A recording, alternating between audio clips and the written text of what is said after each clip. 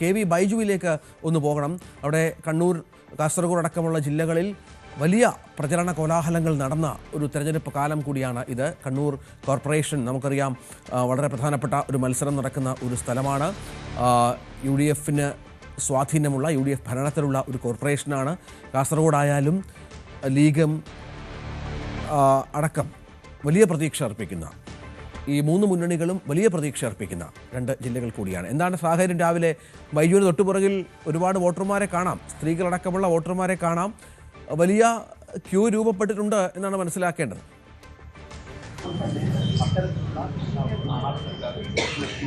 തീർച്ചയായും രഞ്ജിത്തെ സൂചിപ്പിച്ചതുപോലെ തന്നെ മുന്നണികൾക്കും അതുപോലെ തന്നെ സ്ഥാനാർത്ഥികൾക്കും നെഞ്ചിടിപ്പിന്റെ സമയമാണ്.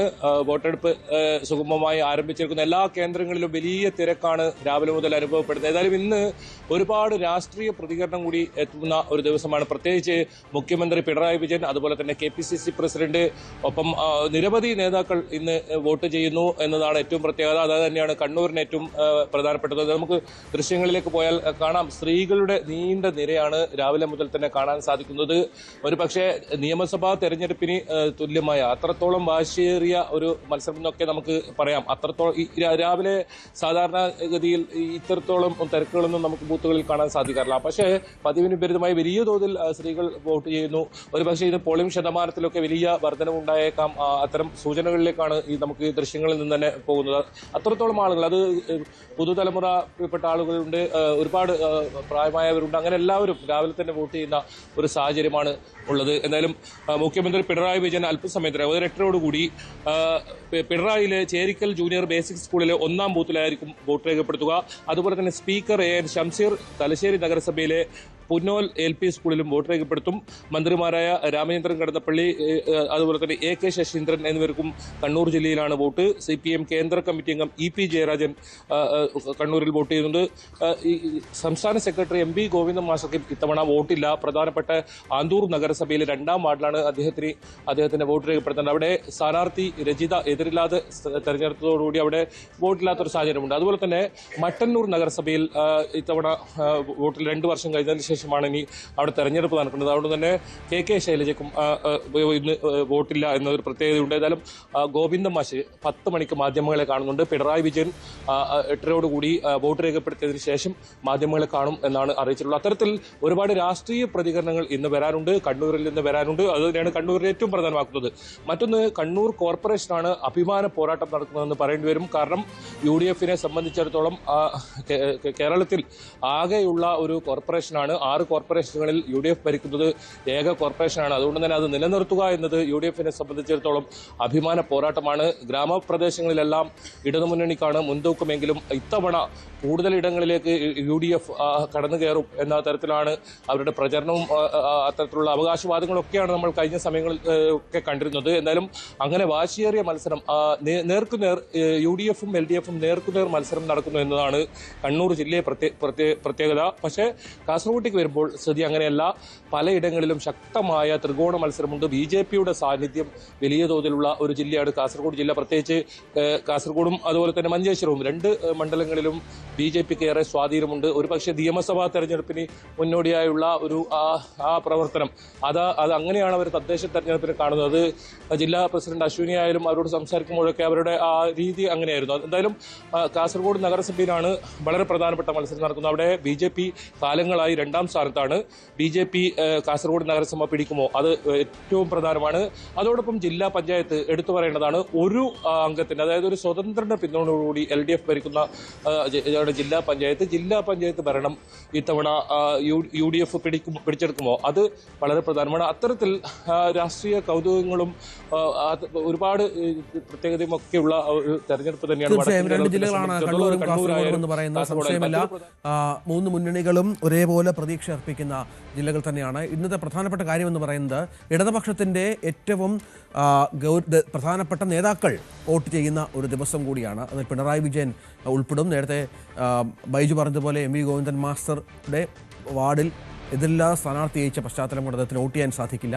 KK ശൈലജ അവിടെ ഉണ്ട്. അങ്ങനെ നമുക്കറിയാം ഇടതുപക്ഷത്തിൻ്റെ പ്രധാന മുഖങ്ങളെല്ലാം വടക്കൻ കേരളത്തിൽ നിന്ന് വരുന്നവരാണ്. അവരൊക്കെ ഇന്ന് വോട്ട് ചെയ്യും. സ്വാഭാവികമായും അവരുടെയൊക്കെ പ്രതികരണങ്ങളും ഉണ്ടാകും. നേരത്തെ തെക്കൻ ജില്ലകളിൽ കോൺഗ്രസ് നേതാക്കളൊക്കെ വോട്ട് ചെയ്തിരുന്നു, BJP നേതാക്കളൊക്കെ വോട്ട് ചെയ്തിരുന്നു. അവരുടെ പ്രതികരണം നമ്മൾ കേട്ടതാണ്. ഇന്നിപ്പോൾ വടക്കൻ ജില്ലയിലേക്ക് എത്തുമ്പോൾ ഇന്ന് ഇടതുപക്ഷ നേതാക്കളുടെ പ്രതികരണമായിരിക്കും ഏറ്റവും കൂടുതൽ ഉണ്ടാകുക എന്ന കാര്യത്തിൽ സംശയമില്ല. ബൈജു, പ്രധാനപ്പെട്ട നേതാക്കൾ പിണറായി വിജയൻ അടക്കം വോട്ട് ചെയ്യാനെത്തും. അദ്ദേഹം ഒരുപക്ഷെ ഇന്നലെ തന്നെ അദ്ദേഹത്തിൻ്റെ ജന്മനാട്ടിലെത്തിക്കാണും. മറ്റു കാര്യങ്ങളൊക്കെ ഉണ്ട്. എത്ര മണിയോടുകൂടി എന്ന് വ്യക്തമായിട്ടുണ്ടോ? അവരുടെ ഒരു സമയക്രമമൊക്കെ നിശ്ചയിച്ചിട്ടുണ്ടോ? ഇന്ന് അവർക്കും ഒരുപാട് കാര്യങ്ങൾ പറയാനുണ്ടാകും. തൊട്ടിപ്പുറത്ത് പാലക്കാട്ട് രാഹുൽ മാങ്കൂട്ടത്തിൽ ഒരുപക്ഷെ വോട്ട് ചെയ്യാൻ എത്തിയേക്കുമെന്ന വാർത്തയും പുറത്തു വരുന്നുണ്ട്.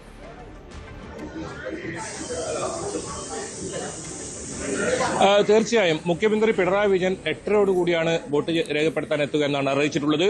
അത് നേരത്തെ സൂചിപ്പിച്ചതുപോലെ തന്നെ പിണറായിയിലെ ചേരിക്കൽ ജൂനിയർ ബേസിക് സ്കൂളിലാണ്, 1-ാം ബൂത്തിലാണ് മുഖ്യമന്ത്രിയും കുടുംബവും വോട്ട് രേഖപ്പെടുത്തുക. അതോടൊപ്പം സ്പീക്കർ AN ഷംസീർ അല്പസമയത്തിനകം തലശ്ശേരി നഗരസഭയിലെ പുന്നോൽ LP സ്കൂളിൽ വോട്ട് രേഖപ്പെടുത്തും. KPCC president Sunny Joseph vote രേഖപ്പെടുത്താൻ 8:30 എത്തുമെന്നാണ് അറിയിച്ചിട്ടുള്ളത്. മറ്റൊരു പ്രധാനപ്പെട്ട കാര്യം, ഈ നേരത്തെ സൂചിപ്പിക്കാതെ പോയത് എടുത്തു പറയേണ്ടത്, കണ്ണൂർ ജില്ലയെ സംബന്ധിച്ചിടത്തോളം സംസ്ഥാനത്ത് ഏറ്റവും കൂടുതൽ പ്രശ്നബാധിത ബൂത്തുകളുള്ള ഒരു ജില്ലയാണ്. 1035 പ്രശ്നബാധിത ബൂത്തുകളാണ് കണ്ണൂർ ജില്ലയിലുള്ളത്. മറ്റിടങ്ങളിലെല്ലാം 200-ന് താഴെ പ്രശ്നബാധിത ബൂത്തുകൾ ഉണ്ടാകുമ്പോൾ കണ്ണൂർ ജില്ലയിൽ 1000-ൽ കൂടുതൽ പ്രശ്നബാധിത ബൂത്തുകളുണ്ട്. അത്തരത്തിൽ പോലീസിന്റെ കാര്യം കൂടി എടുത്തു പറയേണ്ടതുണ്ട്. വലിയ തോതിലുള്ള സുരക്ഷ. ഇപ്പോൾ KPCC അധ്യക്ഷൻ മാധ്യമങ്ങളെ കാണുന്ന വോട്ട് ചെയ്തതിനു ശേഷം അദ്ദേഹത്തിന്റെ വാക്കുകൾ കേൾക്കാം. ബൈജു തുടരാം. പാർട്ടി നടപടി സ്വീകരിക്കാൻ ഭയപ്പെടുന്നത് പാർട്ടിക്കാരായ നേതാക്കന്മാർ ഉൾപ്പെട്ട അവരുടെ പേരിൽ, പ്രതികളുടെ പേരിൽ, നിലവിൽ പ്രതികളാക്കപ്പെട്ടവരുടെ പേരിൽ നടപടിയെടുത്താൽ അവര് കൂടുതൽ കാര്യങ്ങൾ വെളിച്ചത്ത് പറയും, കൂടുതൽ നേതാക്കന്മാർ അതുവഴി പിടിക്കപ്പെടും എന്ന വലിയ ഭയത്തിലാണ് CPM ഇപ്പോൾ പ്രതികളാക്കപ്പെട്ടവരെ പോലും സംരക്ഷിക്കുന്നത്. പാർട്ടി നടപടി എടുത്തിട്ടില്ല. അത് വളരെ ഗൗരവത്തിൽ കാണുന്ന വിഷയം തന്നെയാണ്. ജനങ്ങൾക്ക് അതിലെ പ്രതിഷേധവും ഉത്കണ്ഠയുണ്ട്.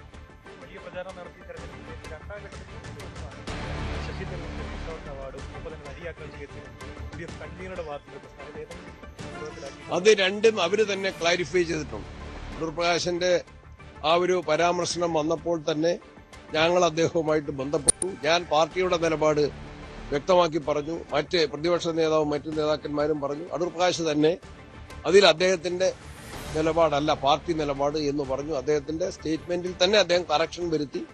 ഒന്ന് ചില ദുർവ്യാഖ്യാനം എന്ന് അദ്ദേഹം പറഞ്ഞു.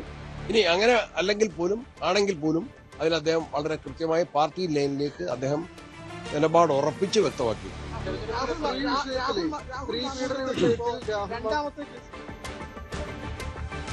അത് ഞങ്ങൾ നേരത്തെ തന്നെ പറഞ്ഞിട്ടുണ്ട്. നിയമത്തിന്റെ വഴിക്ക് പോകും.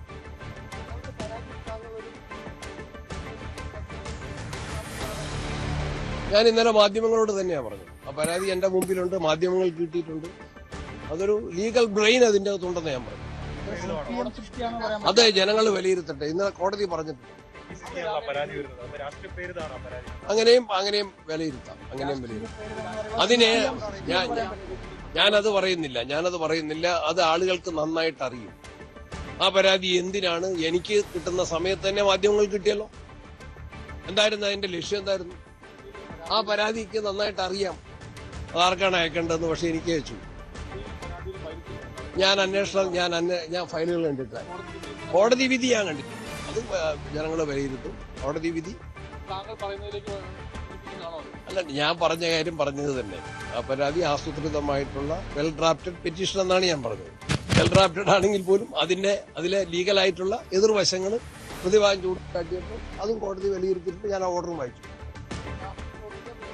അതെനിക്കറിയില്ല. ഞാൻ അദ്ദേഹത്തിന്റെ ഞാൻ ഇന്നലത്തെ കണ്ണൂരിലെ വാർത്താ സമ്മേളനത്തിലും പറഞ്ഞു, കണ്ണൂരിൽ നിന്നാണ് കൂടുതൽ ആളുകൾ ഹൈക്കോടതിയിൽ പോയി സംരക്ഷണം ആവശ്യപ്പെട്ടത്. കണ്ണൂരിലാണ് പ്രശ്ന സാധ്യത ബൂത്തുകൾ ഏറെയുള്ളത്. എന്താണത്? കേരള ഹൈക്കോടതി പറഞ്ഞത് ഇവിടുത്തെ ഭരണാധികാരികളുടെയും CPM നേതാക്കന്മാരുടെയും കണ്ണു തുറപ്പിക്കണം. ആശങ്കയിലാണ് ജനങ്ങൾ. സ്വതന്ത്രമായിട്ട് വോട്ട് ചെയ്യാൻ സാധിക്കുമോ? സ്ഥാനാർത്ഥികൾ തന്നെ ഹൈക്കോടതി പോവുകയാണ്. എത്രയോ ചെലവേറിയതാണ് ഒരു ഹൈക്കോടതിയിൽ ഒരു പെറ്റീഷൻ ഫയൽ ചെയ്യണമെങ്കിൽ. എത്രയോ സമയമെടുക്കും. സ്ഥാനാർത്ഥികൾ തന്നെ നേരിട്ട് പോവുകയാണ്, വക്കീലന്മാരെ ഏൽപ്പിക്കുകയാണ്. അവർ വിധിയുമായിട്ട് പോലീസിനെ കാണുകയാണ്, തെരഞ്ഞെടുപ്പ് ഉദ്യോഗസ്ഥന്മാരെ കാണുക. നീതിക്ക് വേണ്ടിയാണ്. ജനാധിപത്യ പ്രക്രിയയിലെ പരമപ്രധാനമാണ് തെരഞ്ഞെടുപ്പ്. ആ തെരഞ്ഞെടുപ്പ് നീതിപൂർവമാകാൻ, ഒരാൾക്ക് ഒരു വോട്ട് ചെയ്യാൻ, ഒരാൾ ഒരു വോട്ട് മാത്രം ചെയ്യാൻ, കള്ളവോട്ടുകൾ തടയാൻ, അക്രമങ്ങൾ തടയാൻ സംവിധാനങ്ങൾക്ക് സാധിക്കണം, അധികാരികൾക്ക് സാധിക്കണം, പോലീസിന് സാധിക്കണം, തെരഞ്ഞെടുപ്പ് ഉദ്യോഗസ്ഥന്മാർക്ക് സാധിക്കണം. അത് ഞങ്ങൾ ആവർത്തിച്ച് ആവശ്യപ്പെടുകയാണ്. അക്കാര്യത്തിൽ കണ്ണൂരിൽ ഞങ്ങൾക്ക് ആശങ്കയുണ്ട്. അതുകൊണ്ടാണ് ഇത്രയേറെ പരാതി ഹൈക്കോടതിയിൽ പോയത്. ബെഞ്ച് ഓഫ് പെറ്റീഷൻസ് എന്നാണ് ഹൈക്കോടതി പറഞ്ഞത്. ഹർജികളുടെ ഒരു വലിയ ബണ്ടില് തന്നെയാണ്, കെട്ട് തന്നെയാണ് ഹൈക്കോടതി മുമ്പിലെത്തിയത്. അതിലെല്ലാം വ്യക്തമായ തീർപ്പ് കൽപ്പിച്ചിട്ടുണ്ട്. ആ വിധി, ഹൈക്കോടതി ഉത്തരവ് പാലിക്കപ്പെടുമെന്ന് ഞാൻ കരുതുകയാണ്, പാലിക്കപ്പെടണമെന്ന് ആവശ്യപ്പെടുക.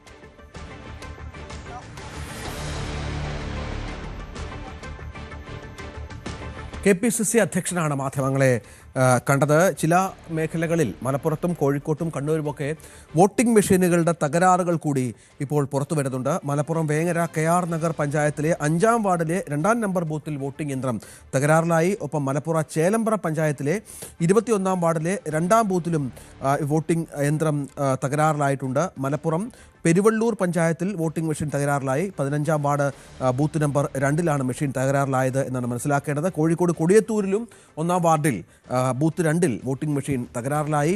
വാണിമേൽ പഞ്ചായത്തിൽ വാർഡ് 18 ബൂത്ത് 2 അവിടെ വോട്ടെടുപ്പ് തുടങ്ങിയിട്ടില്ല. അവിടെയും മെഷീൻ തകരാറാണ് എന്നാണ് മനസ്സിലാക്കേണ്ടത്. ഒപ്പം യന്ത്ര തകരാറ് തുടർന്ന് പാപ്പിനിശ്ശേരി പഞ്ചായത്ത് ബൂത്ത് 12, അത് EP ജയരാജൻ CPM നേതാവ് വോട്ട് ചെയ്യേണ്ട ഒരു ബൂത്താണ്. അവിടെയും ഇതുവരെ പോളിംഗ് ആരംഭിച്ചിട്ടില്ല എന്നാണ് മനസ്സിലാക്കുന്നത്. അങ്ങനെ ചില പ്രശ്നങ്ങളൊക്കെ രേഖപ്പെടുത്തിയിട്ടുണ്ട് എന്നാണ് മനസ്സിലാക്കേണ്ടത്.